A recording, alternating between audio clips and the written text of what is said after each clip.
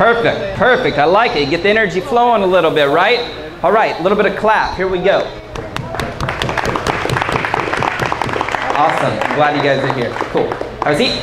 So here's what we're going to talk about. Talk about the playbook. So we've been talking about a lot of things. Lots of networking. We've talked about, Ken talked about video marketing. I want to put all this together for you guys.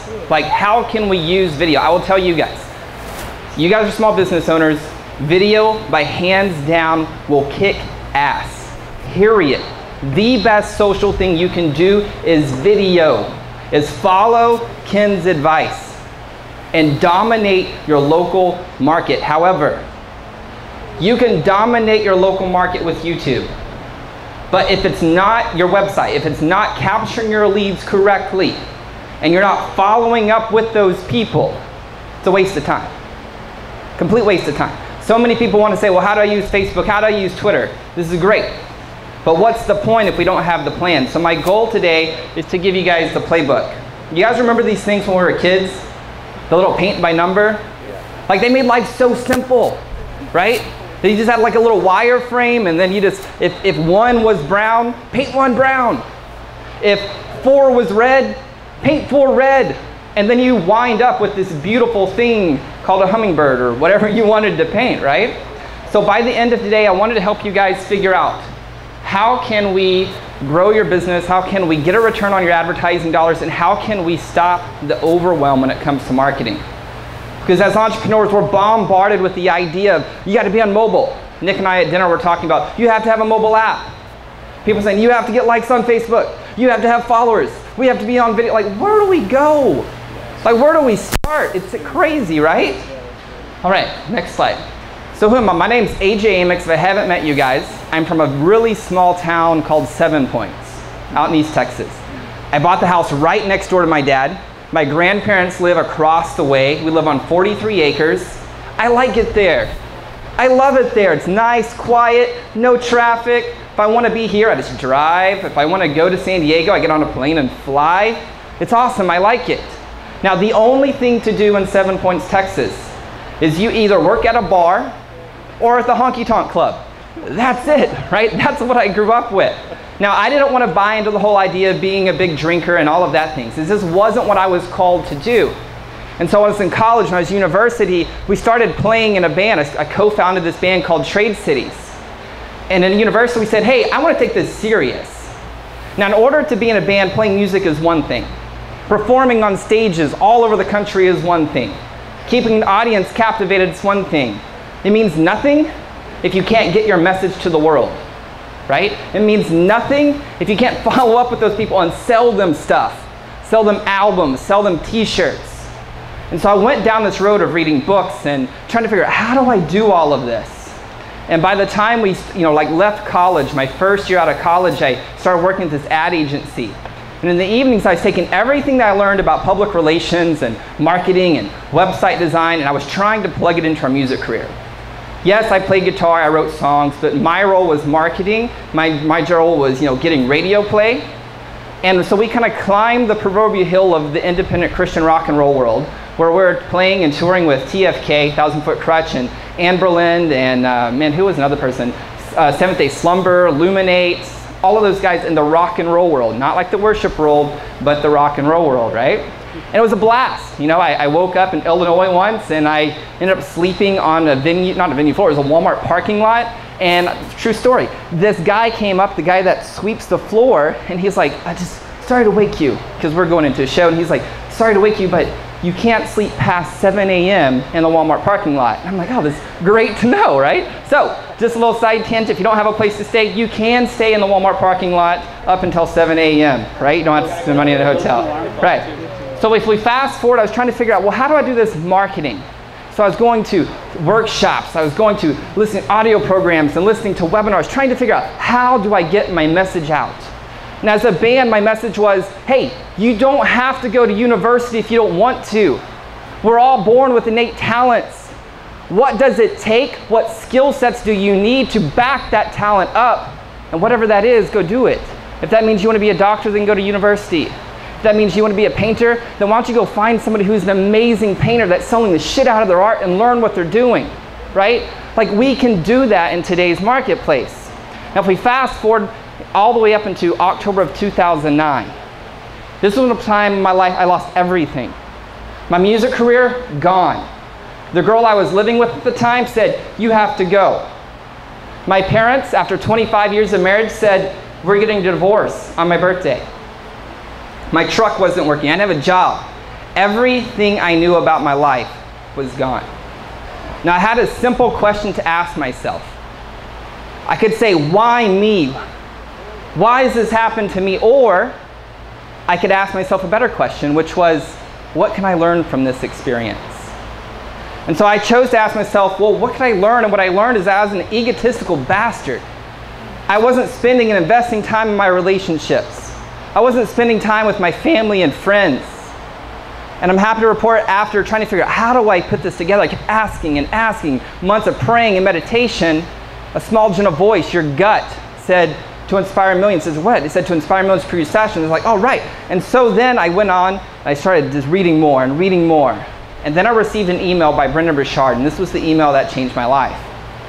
Here was a guy who was out living his passion, teaching with his message, using technology to get it out. And I said, well, hey, if Brendan can do this thing, I think I can too.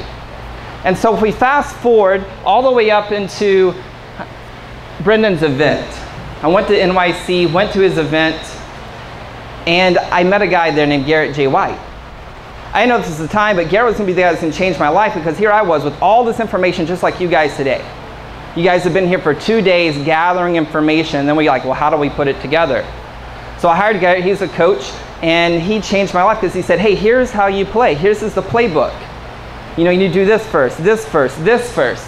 And so I'm happy to report I went on and did masterminds, virtual masterminds. You can see up here on the top right, Ian Darley, he's in the UK. Lori's in Canada. Zhui was in San Francisco. Cheryl's in Dallas. Using technology to foster this type of experience.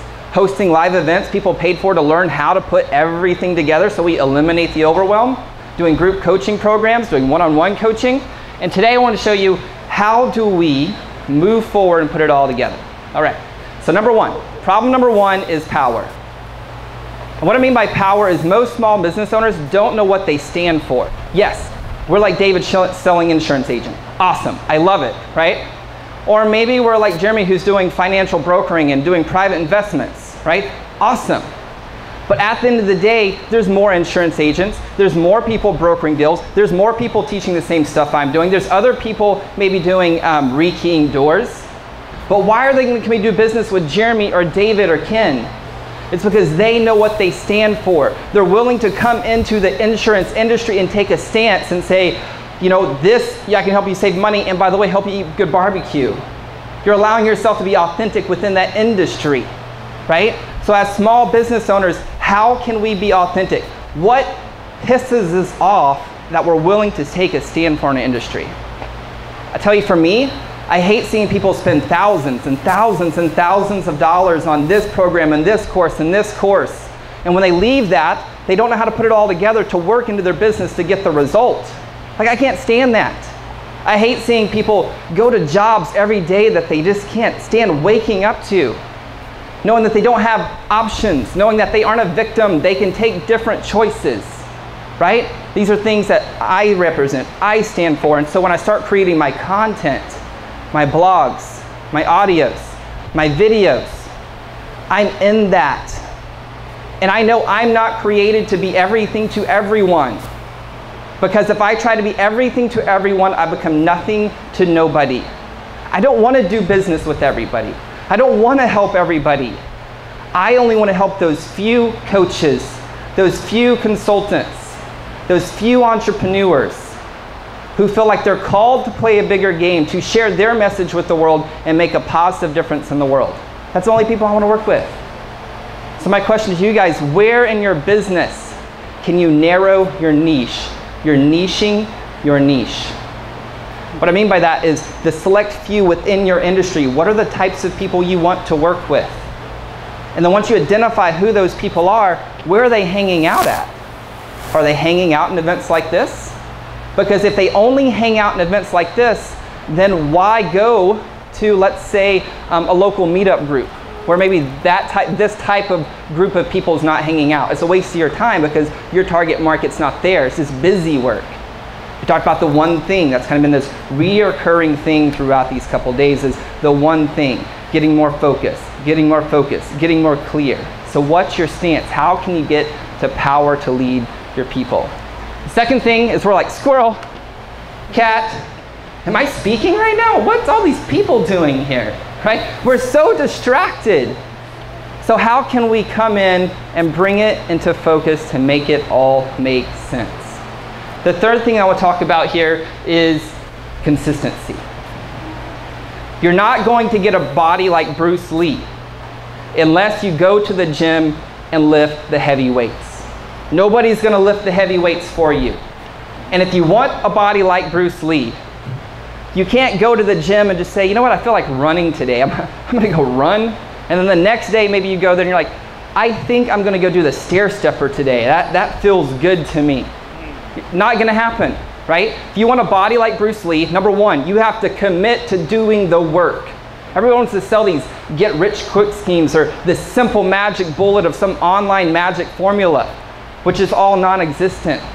It's this marketing hype that hypes us up and makes us feel good, so we buy on emotion, when the true reality is it's hard freaking work implemented consistently day in, day out with a ruthless commitment to getting better, period, right?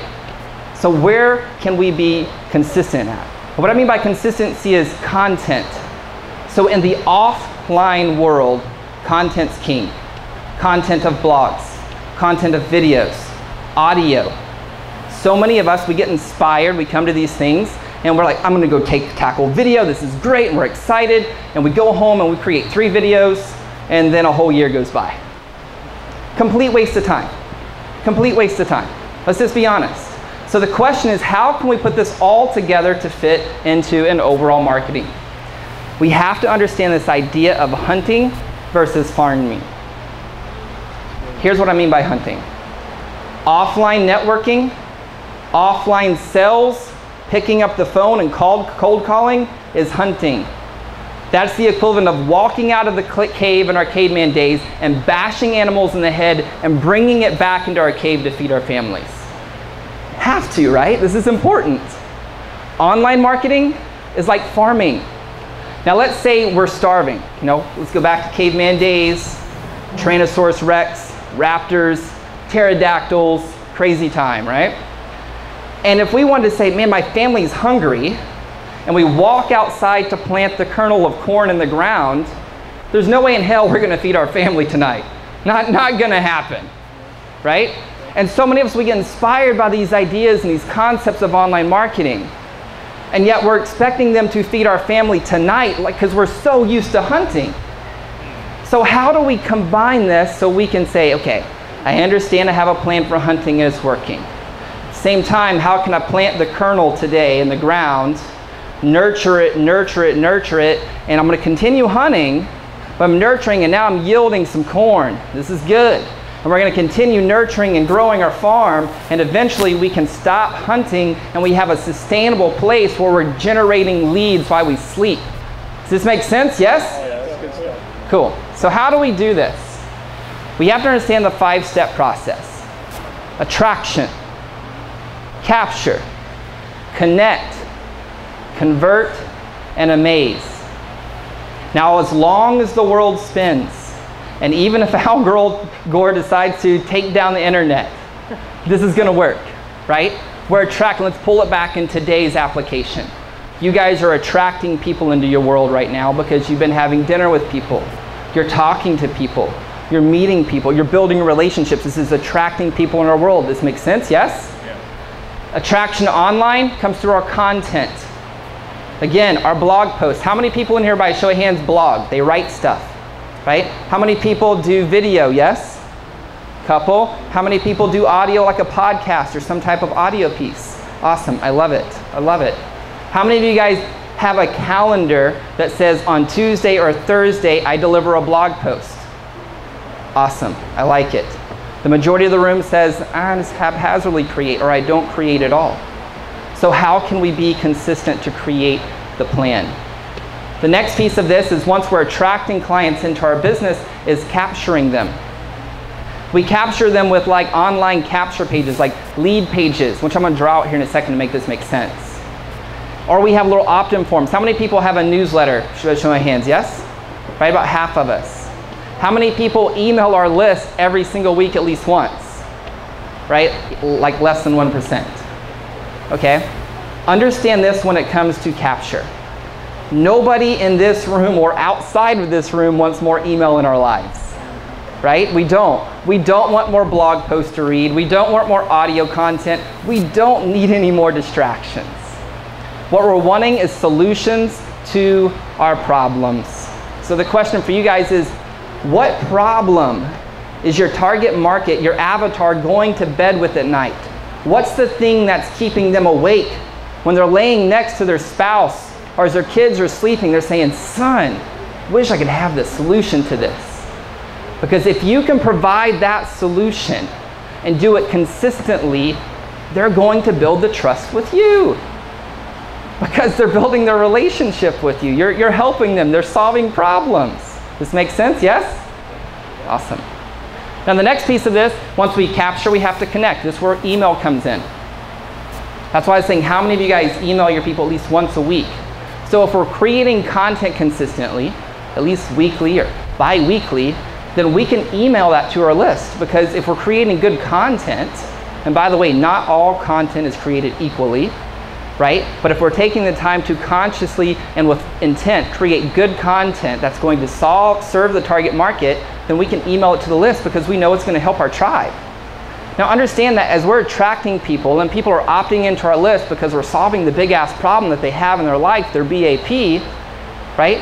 Some of them are maybe on a buying scale from 0 to 10. Some of them may be a 2. Some of them may be a 3. Some of them may be an 8, 9, or 10, so they want to come in and buy from you now when you offer them that solution. But we're leaving money on the table by not allowing ourselves to create the content and distribute it to our email list to then warm them up to the 8, 9, or 10 process, right? Now, how much money are we leaving by not continuing to follow up with our customers? It's a good question to ask ourselves, right? And it's a simple, easy fix. Email the list once a week. Feed them value once a week, right? Now the next piece of this is we convert with our offers. By the people that show, or raise a hand, so you guys email your list every week, how many of you guys just send out promotional emails and nothing else? Nobody here? One, all right, awesome. Right, I understand it, right? Most people do, let's be honest. I receive a ton of email from people that are just like, buy my shit, buy my shit. And this is what it is, this is what I have for sale. Buy my stuff. I'm not even looking for your stuff right now. Like, can't you just add some value and build a relationship with me? We're trying to sell me something? Like, that would be awesome, right? And if we do that, then you're gonna warm me up, and that way, when I do have the problem, I will then buy from you. Because I'm like, man, this guy's been helping me. Ken's been feeding me value on learning how to rekey or how to find insurance or whatever value it is to solve my problem. I'm like, I know him, he's a good guy. I feel like I know him. True story here. I signed up for Brendan Burchard's email list, and I was on there for like 2 years. I never bought his low-end offers. I never bought his webinars. I didn't buy anything. And then 2 years later, he had a $10,000 event. And guess what I bought?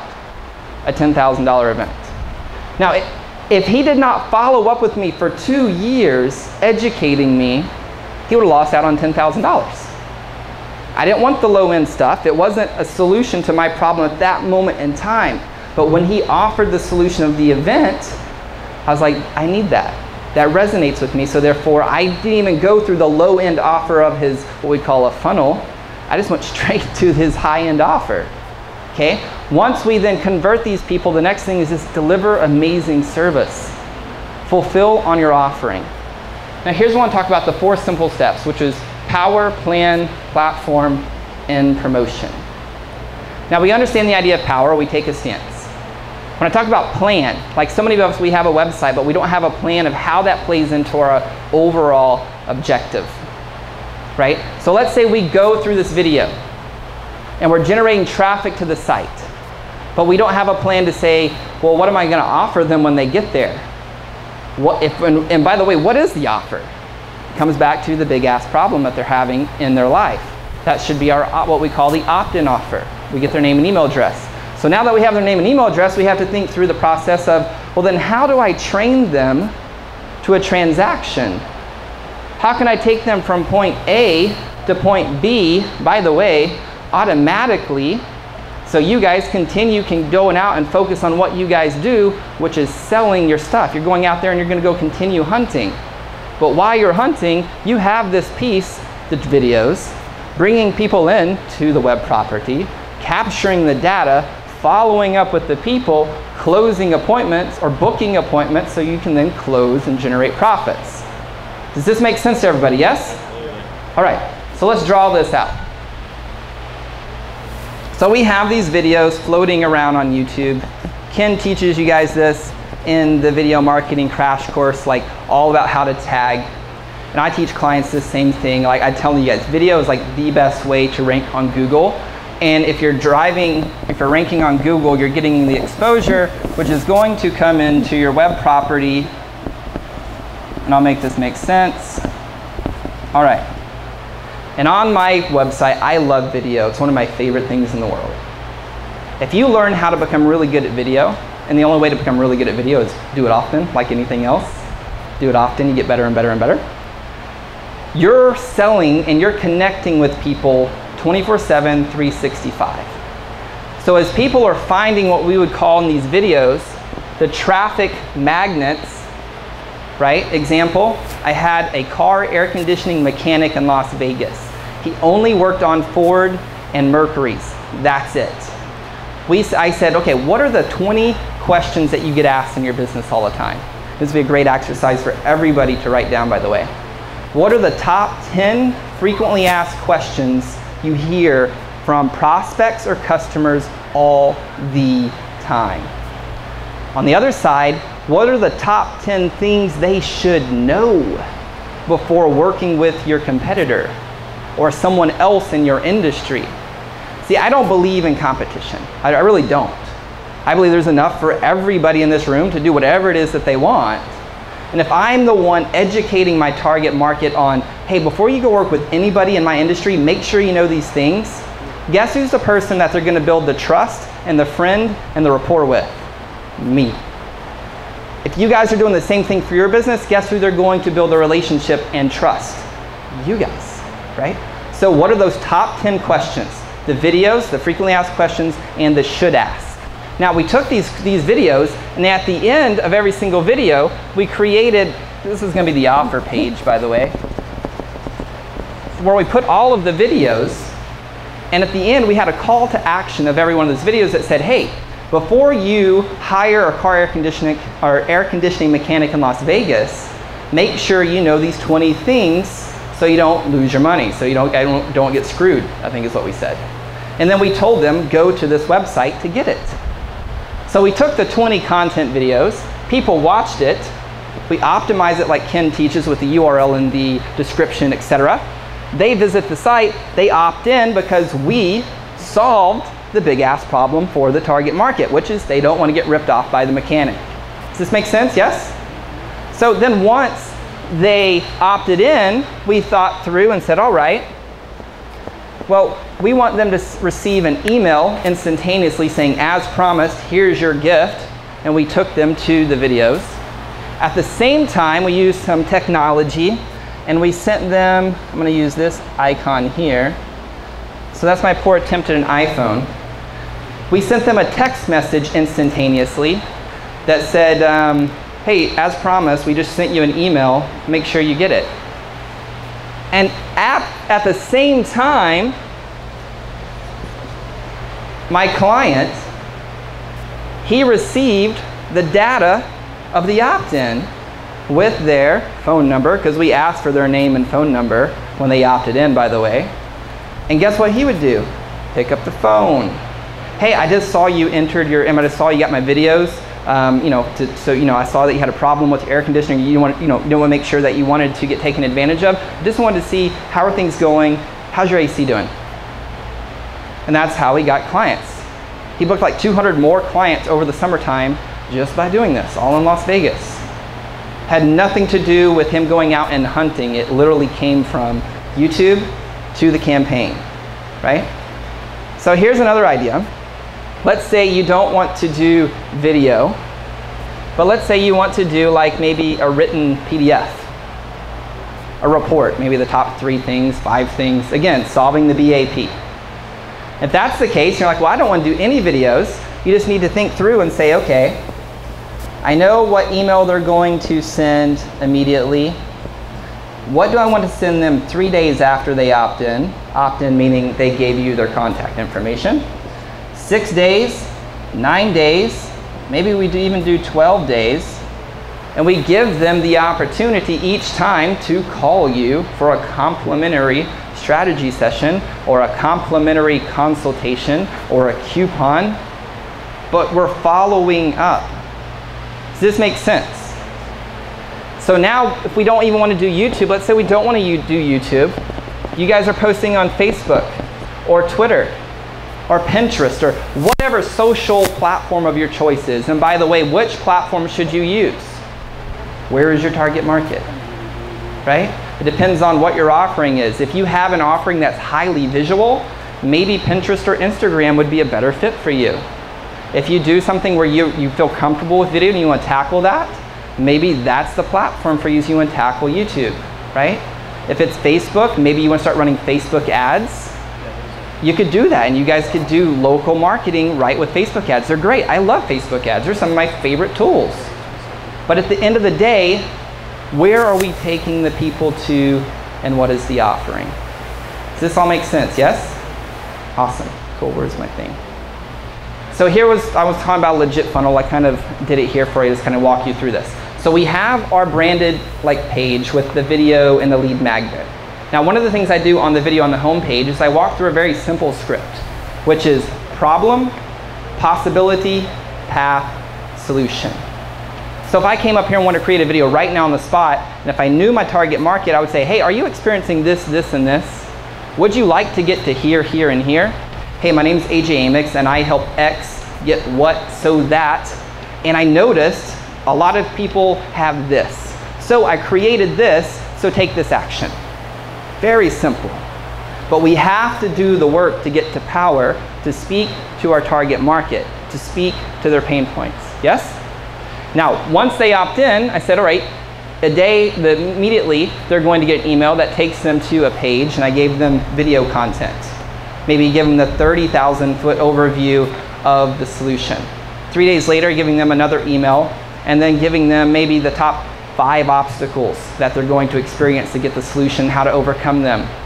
And then 3 days after that, giving them another video saying, hey, these are the top 10 questions I get asked all the time, and here's the solutions, and if you want to take me up on this offer, here's the offer. And then having a story on day 9 and a last chance email on the 12th day. Now, what's funny about these last chance emails, 60 to 75% of your audience is going to take the action on the last chance. So don't overlook scarcity. Don't overlook saying, hey, this is the last chance you're going to get this, and then honor that, by the way. Like, if that's the last chance, make it the last chance. We have to be congruent with what we're saying besides just being sleazy marketers, right? We have to be integral. So it's great. So here's how you guys can text me. We'll wrap up a little bit early so we can hopefully get back on time. Feel free to call me. My number is 325-370-7206. You can find me on Twitter or on Facebook. Does anybody have any questions? Perfect. Sorry, I'm going to get back in.